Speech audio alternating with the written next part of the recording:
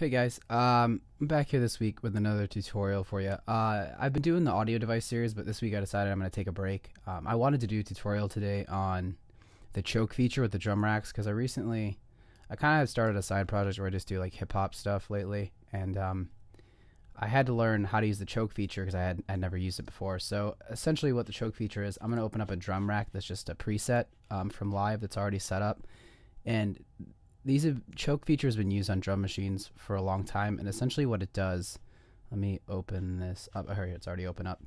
Okay, so basically when you're playing a drum set in real life, you have an open hat, you have a hat, it's either going to be open or closed, but it can't be hit open and closed at the same time.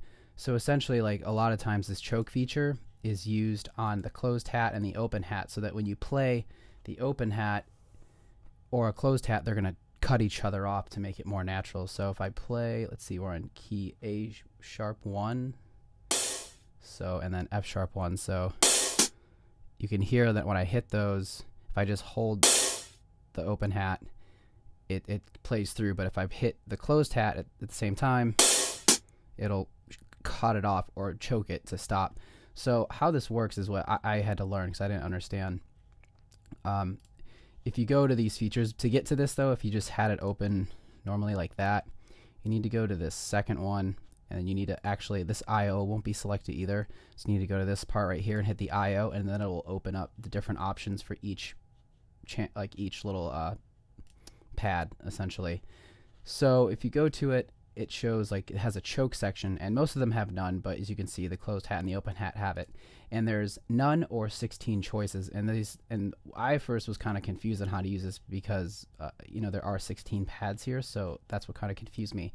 But what you do is you select, these are both set to 1, so you could essentially set all of these to 1, and they would all cut each other off basically if you had them all set to 1. So anything that's on the same channel choking itself is going to cut itself off.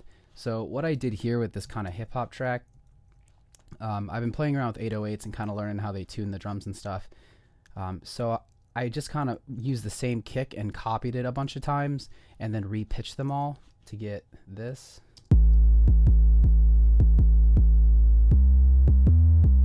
Think we're winning. Here we go tonight. We're gonna fly, alright. So you can see that it kind of, with the pitching, it goes rhythmically with the song. But what I had to do was I keep switching the screen really quickly. If you did want to know how to do it, a quick key is Shift and Tab will change from the piano roll basically, or like the clip view window, to like to the device, audio device section of your channel. And then also another quick key, just random, Tab switches back and forth from session view to arrangement, if you didn't know that. Anyways, back to what we were talking about here. So basically, yeah, what I did is I set all these kicks to you know, the same channels choke, because if you didn't have them choking, they would play through and it would just get all muddy. So if I actually take these first two, you can hear them, and I'll actually take them off choke. Stars flying. Yeah, let's just listen to these. So they cut each other off. So let's see, it's this one and this one. So if I take these both off choke, and you can hear it's going to turn into kind of a mess. And you're just getting tons of phasing now, and they're not cutting off. Like, this is a good way to do this, because if you do it this way, you can choke them with the drum rack, or you can just bounce them down to audio, but I just kind of like working with the drum racks.